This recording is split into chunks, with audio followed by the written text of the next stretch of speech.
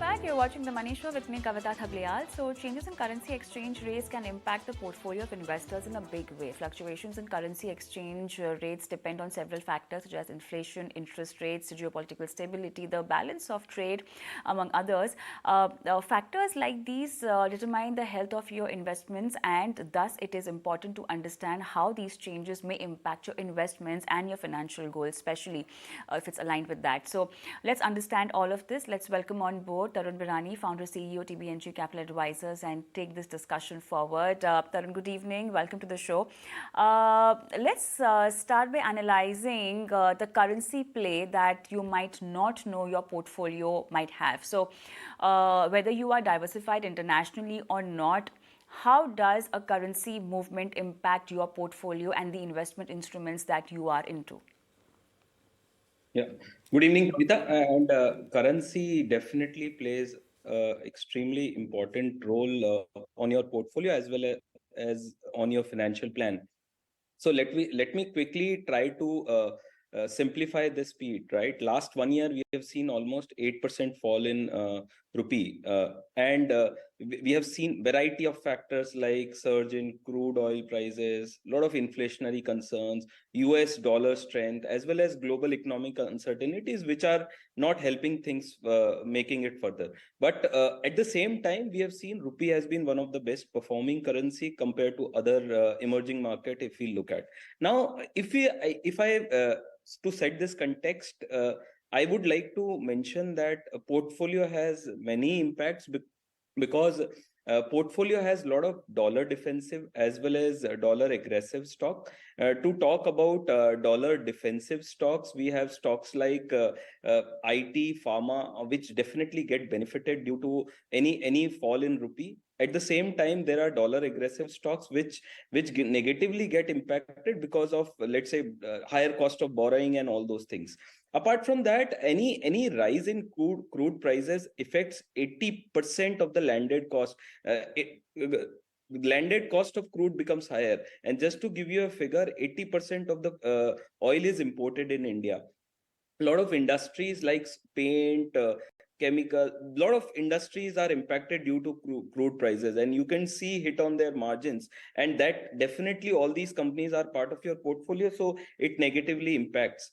Again, I have seen these dollar defensive as well as aggressive portfolios are almost 50 to 60% of your portfolio, so it definitely impacts, and what your fund manager is picking up is going to impact your long-term returns.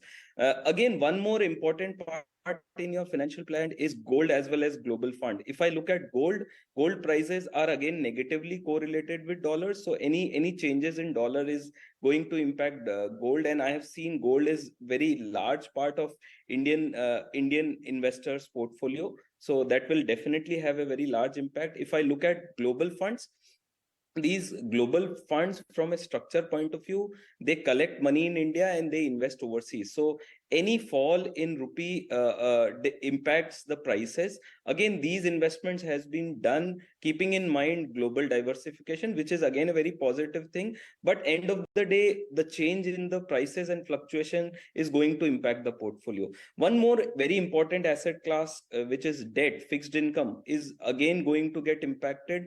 RBI moves at the time whenever you see there is a risk of environment building up in the globe, right? What we have seen, the dollar rising, right? At that point of time, normally central banks, RBIs, increase the interest rate at that point of time, and due to increase in the interest rate, you could see your debt portfolio, which is large in duration, which can get negatively impacted. And most of the time, people start building up more short-term and low duration portfolios.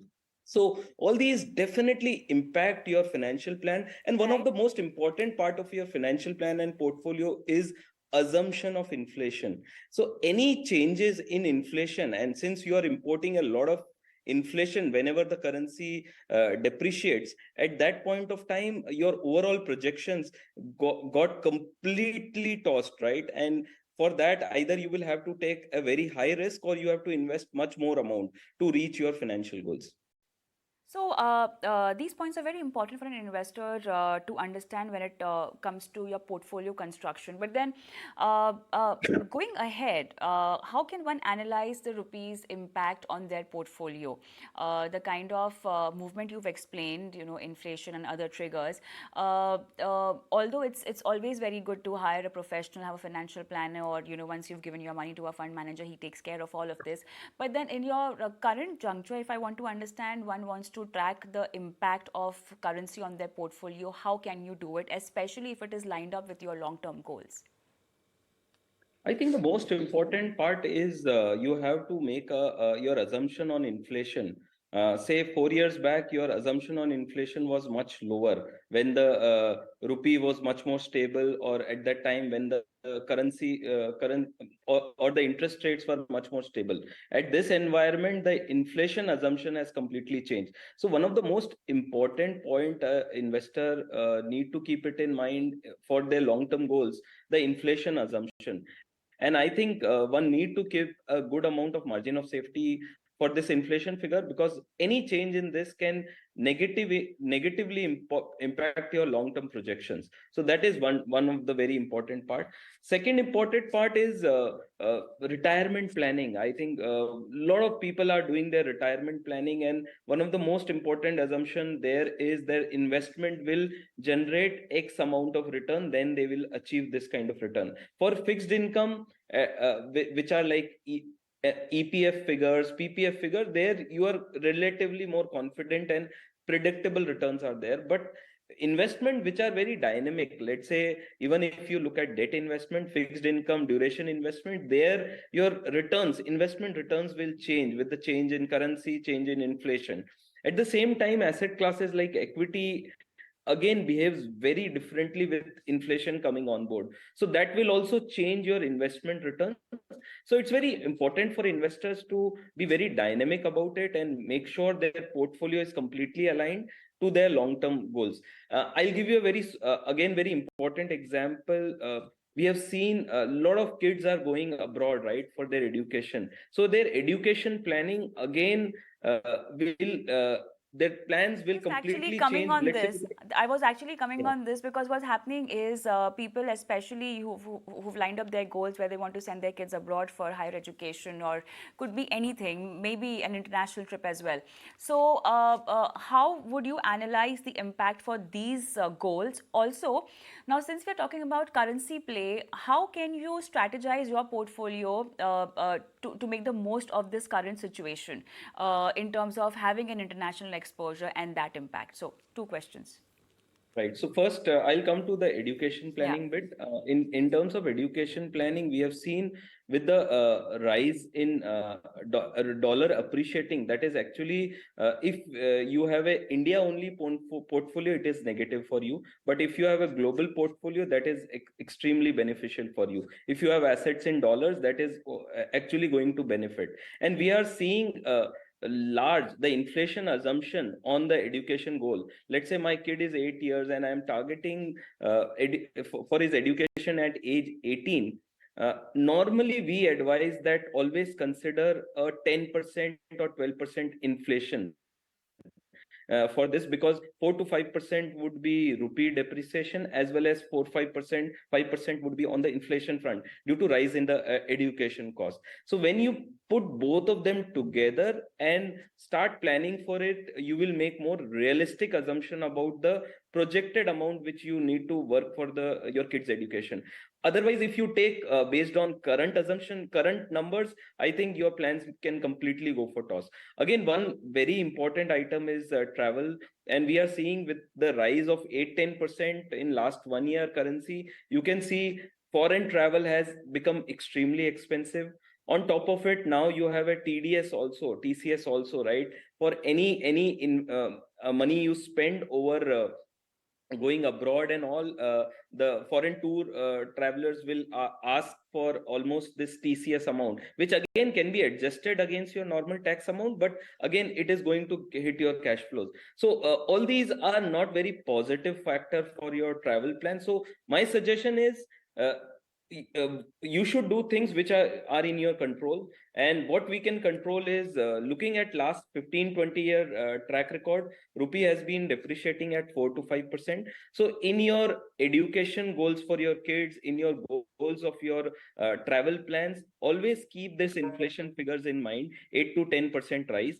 Once you keep this in your planning, I think you will work with a very more realistic projections, and you can start allocating your investments accordingly so that you can achieve your investment goal for that point. Yeah. All right, in the end, now time to rebalance your portfolio looking at all these triggers, or one should just let it be if you're into it for a long term.